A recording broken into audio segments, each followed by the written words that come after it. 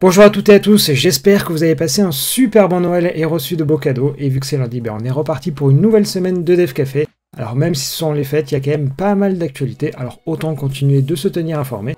Et d'ailleurs, bonne nouvelle, puisque aujourd'hui, il n'y a pas vraiment de mauvaises nouvelles, puisqu'on va se parler d'iPhone, d'Android, de Rust et même de boutiques d'applications. Bref, juste avant de commencer, n'oubliez pas le petit like, c'est mon cadeau de Noël à moi. Et on enchaîne tout de suite avec le programme du jour.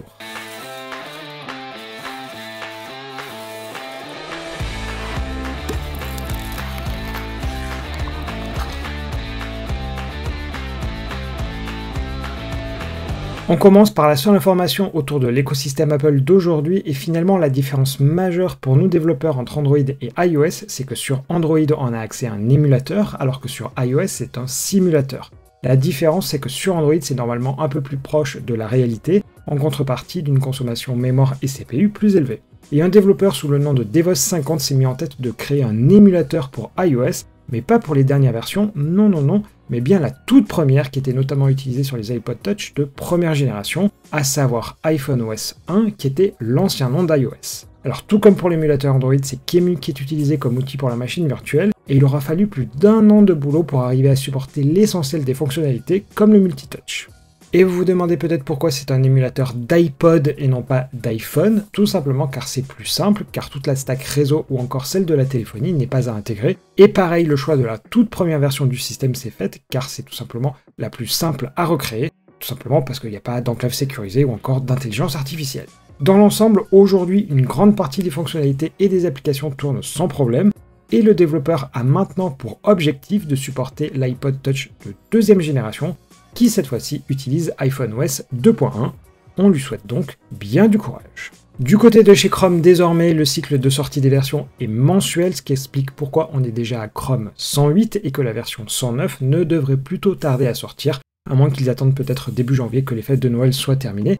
Et là-dessus, il faut rajouter 3 canaux, Canary, Dev et Beta, qui sont publiés plus ou moins régulièrement. Mais dès la version 110, il y aura une sorte de 5e canal qui s'appelle Early Stable, dont l'objectif est de publier une semaine avant la sortie stable la nouvelle version auprès d'un petit pourcentage d'utilisateurs. L'idée c'est bien évidemment de limiter les probabilités d'une release foireuse.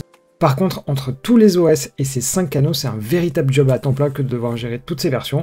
En tout cas, ce nouveau mécanisme sera mis en place pour le mois de février. Toujours chez Google, mais côté finance, désormais, ils ont racheté l'entreprise finnoise, ou de Finlande si vous préférez, qui s'appelle Corulab et qui est spécialisée dans les interfaces graphiques optimisées pour les terminaux nécessitant une faible consommation énergétique. Alors plus précisément, ils ont développé un framework graphique qui peut tourner sur des microcontrôleurs très peu puissants, puisque la consommation mémoire est de 128 kg en RAM, et peut même être en veille 98% du temps si c'est uniquement pour afficher l'heure. Le tout utilise une stack web avec de l'HTML, du CSS et du JavaScript, et se targue de pouvoir tenir une semaine avec les montres connectées actuelles. Bref, ça va être intéressant de voir ce que ce rachat va donner, car côté autonomie, la montre de Google qui s'appelle la Pixel Watch, c'est pas vraiment une référence dans le domaine. Allez, place à notre pause pour les actus en bref, avec aujourd'hui du Apple, du Samsung et des sommes rondelettes. L'iPhone 14 Pro est surtout connu pour l'utilisation de son notch à travers le Dynamic Island. Mais cette itération de l'iPhone était beaucoup plus ambitieuse puisque le site The Information rapporte que le GPU aurait pu intégrer du ray tracing, une technique permettant d'améliorer le réalisme des lumières dans les jeux. Malheureusement, les premiers prototypes montraient une consommation de batterie plus élevée et une chauffe du téléphone, ce qui a poussé Apple à mettre en pause cette nouvelle technologie.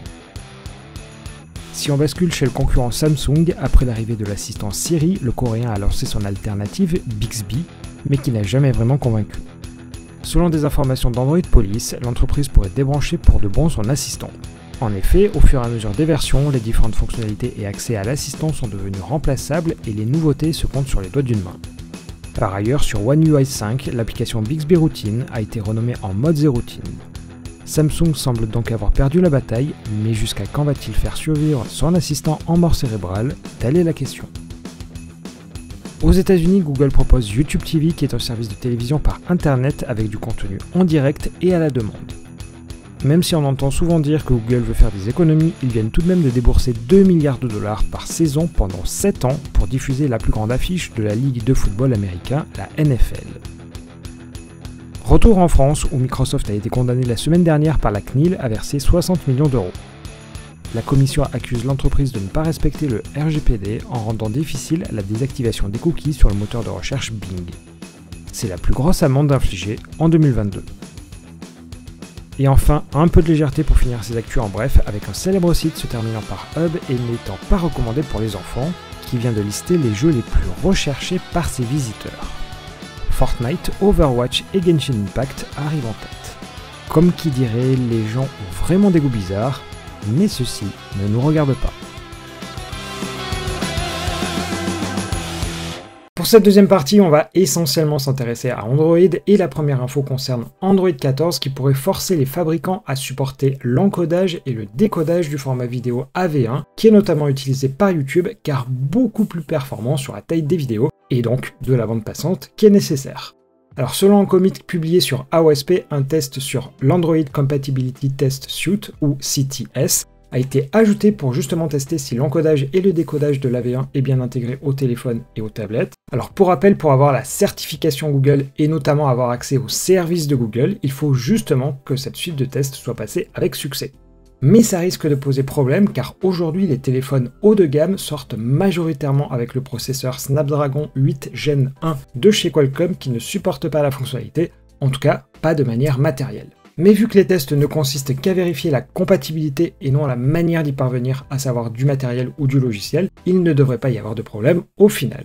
En tout cas, on devrait avoir le fin mot dans quelques semaines. Ensuite, on va se parler de deux solutions anti-Google, sachant qu'aujourd'hui la manière la plus simple pour faire du push, c'est d'utiliser Firebase Cloud Messaging ou FCM. Alors l'idée c'est qu'un socket unique et global est utilisé pour envoyer et recevoir des messages, que ce soit pour Gmail, Maps ou encore vos applications.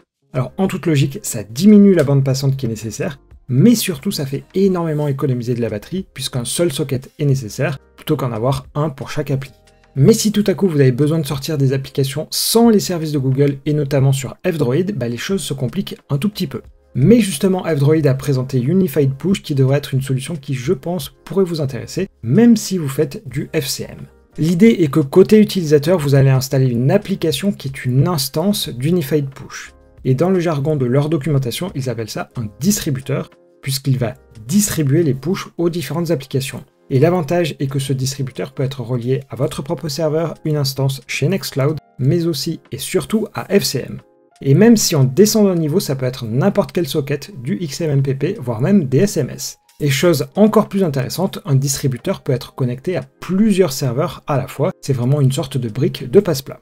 Pour ce qui est maintenant pour nous, développeurs d'applications Android, on a la possibilité de détecter si un distributeur d'Unified Push est installé. À ce moment-là, il faut afficher à l'utilisateur les différents serveurs pour qu'il puisse choisir l'option qu'il souhaite utiliser. Et à ce moment-là, l'application reçoit le endpoint à utiliser qu'il faut alors envoyer à notre serveur. Alors je rentre pas plus dans les détails, mais il existe déjà un SDK sur Android, normal me direz-vous, mais aussi pour Flutter et pour du natif, il y a du Go et du C.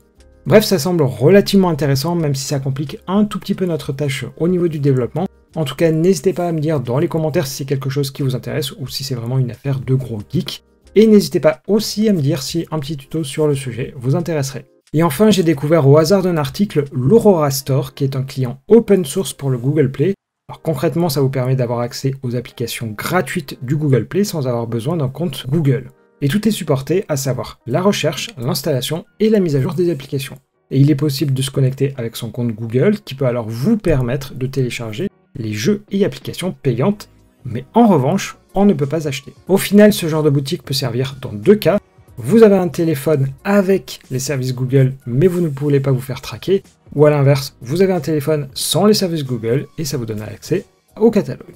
Côté installation, vous avez juste un APK à télécharger avec des permissions à donner, et ensuite, le tour est joué. Et juste avant de se quitter, je dois vous avouer que je commence déjà à réfléchir à mes bonnes résolutions pour 2023, mais en réalité, je pense déjà pouvoir les mettre en application, à savoir apprendre du Rust. Et la bonne nouvelle, c'est que les ingénieurs Android de chez Google ont publié un cours très complet et gratuit, qui s'étale même sur plusieurs jours, parce que vous avez peut-être loupé l'info, mais désormais une bonne partie de la partie open source d'Android est faite en Rust. Selon le planning affiché, il y en a pour 4 jours pour tout apprendre, sachant qu'après vous pouvez en faire avec ce que vous voulez, et notamment Tori, qui est un framework qui a un bel avenir, et je vous renvoie d'ailleurs pour cela vers le Dev Café où j'en parlais. Vous pouvez cliquer sur le petit i pour en savoir plus. À noter que les bases de programmation en C++ sont recommandées pour mieux comprendre, mais si vous n'avez fait que du JS ou du Python, ça devrait pas trop vous handicaper. Le lien vers le cours est en description. Et voilà, on s'arrête ici pour le Dev Café de ce lundi. Comme promis, pas de mauvaises nouvelles aujourd'hui. Et y aura-t-il demain un nouveau numéro ou un tuto à la place? Et bah à peu près comme tous les jours en ce moment, la réponse c'est j'en sais rien. En tout cas, bon courage à tous ceux qui travaillent et comme d'habitude, je vous donne rendez-vous demain, même heure et même endroit.